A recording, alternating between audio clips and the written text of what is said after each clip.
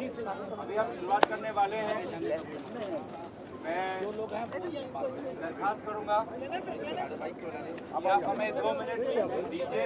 अरे आप इधर आइए। हो गया और 2 मिनट। गौरव कोई 2 मिनट की जरूरत नहीं, सब आ गए। शरद पवार আসেনি দাদা क्या से नहीं आया? फारूक अब्दुल्ला ओ but they in the same car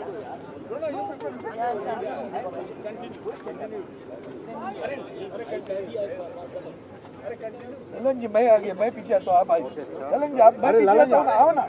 अरे ललन जी बहुत सही है ना, थोड़ा टीम आगे रहो।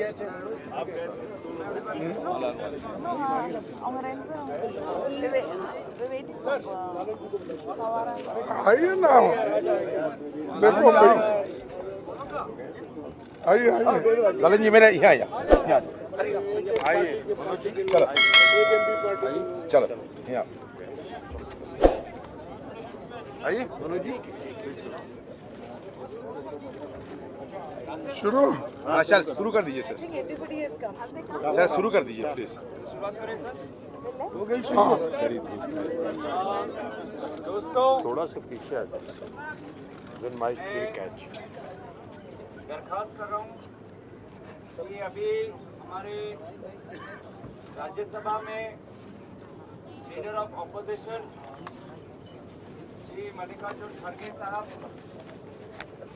और उनके साथ आए हुए हमारे विभिन्न इंडिया अलायंस राजनीतिक दलों के लोकसभा और राज्यसभा में उनके दल के नेतागण आज महामहिम राष्ट्रपति जी से मिल के आए हैं और वो आपको संबोधित करेंगे।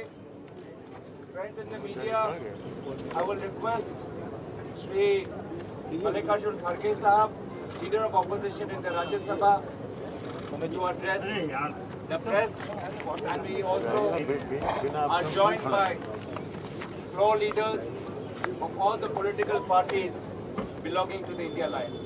Now I will request Shri Kharge ji to address the press. आप सभी को मेरा नमस्कार और मैं आप सबका इस प्रेस कॉन्फ्रेंस में स्वागत करता हूं। आज इंडिया गठबंधन के 31 मेंबर राष्ट्रपति जी से हम मिले और मणिपुर में जो घटनाएं घट रही है उसके बारे में, जो वहाँ एक इंडिया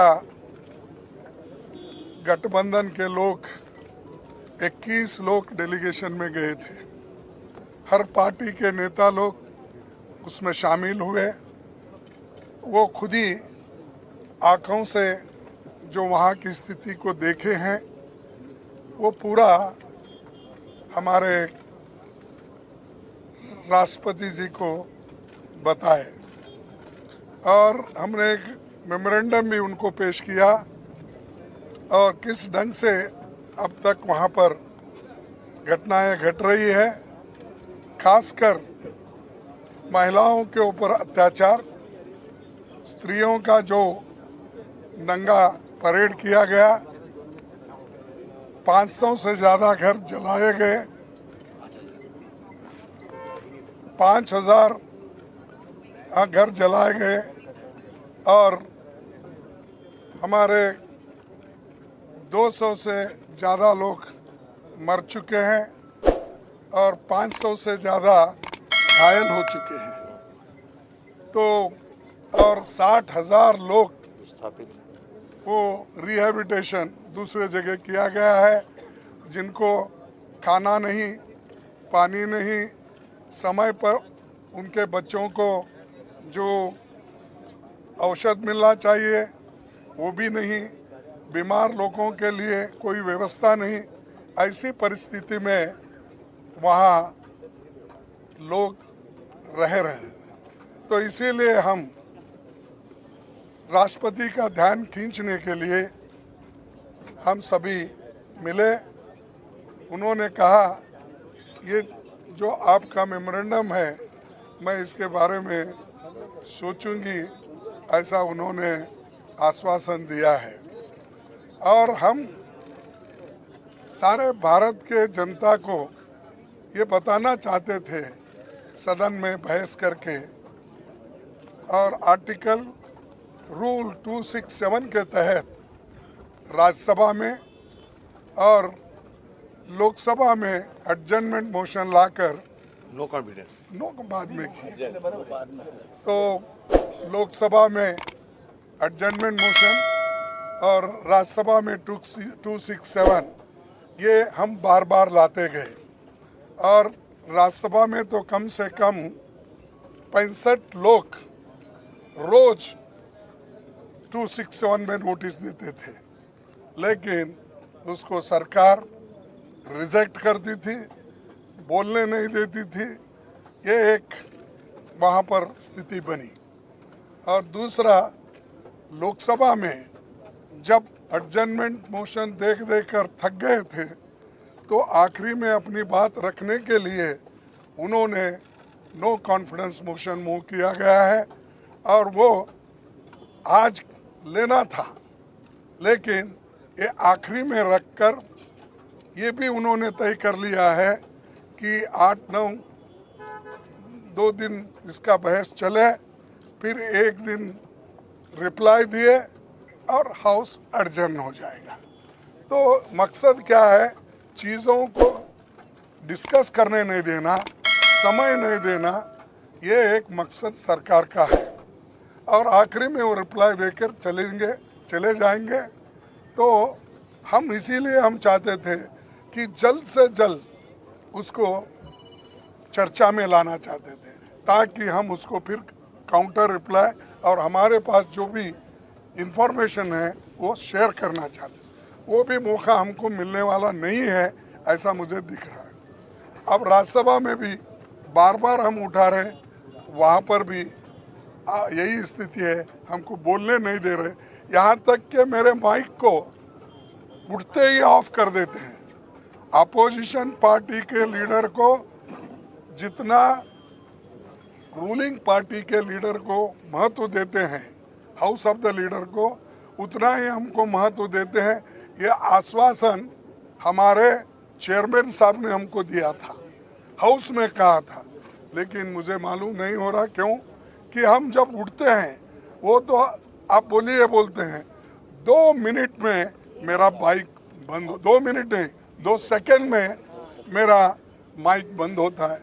तो इससे यही जाहिर होता है कि डेमोक्रेटिक मेथड्स और डेमोक्रेसी के तहत ये लोग चलना नहीं चाहते, संविधान को बचाना नहीं चाहते, और डेमोक्रेसी के उसूलों के तहत चलना नहीं चाहते। तो इसलिए हम एक होकर मजबूती के साथ लड़ रहे और लड़ते रहेंगे। और दूसरी बात भी हम वहाँ पर बताए, जो वहाँ पर सरकारी मुझे कहाँ से वहाँ पर वेपन आ रहे, मुझे हमारे ललन सिंह साहब ने बताया कि जो वहाँ पर हजारों वेपन्स आ रहे हैं, सोफिस्टिकेटेड वेपन्स आ रहे हैं, कहाँ से आ रहे हैं, वो सब प्राइवेट लोगों के पास है। और जब 2 कम्युनिटी, मैती कम्युनिटी और कुकी कम्युनिटी, ये दोनों में अब जो लड़ाई चल रही है, इसको शांति के साथ रखना है, तो प्रधानमंत्री वहाँ पर विजिट करना चाहिए था।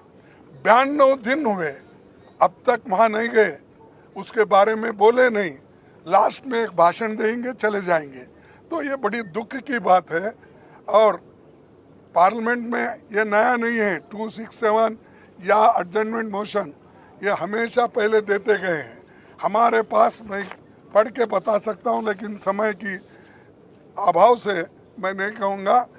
13-13, 14-14 ऐसे उदाहरण हैं जिसमें 267 को परमिशन दिया गया है, सारा बिजनेस स्टॉप करके डिस्कशन लिया गया है। इवन एडजर्नमेंट मोशन को भी ऐसा ही डिस्कशन के लिए अलाउ किया गया। लेकिन ये सरकार ना डिस्कशन को अलाउ कर रही, ना किसी बात सुनने के लिए भी तैयार नहीं है। ये एक। दूसरी चीज़, हरियाणा में जो दंगे हो रहे हैं वो उनके आंखों के सामने, प्राइम मिनिस्टर के ऑफिस से 100 किलोमीटर भी नहीं है, उसके अंदर है, वहाँ पर इतनी गड़बड़ी चल रही है, लोगों को जाके मार रहे हैं। ये कहाँ का रोल है? अरे दिल्ली से नज़दीक राज्य में भी ऐसा होता है तो वो कोई उसका संज्ञान भी नहीं लेते, और ये दूर की बात तो अलग है।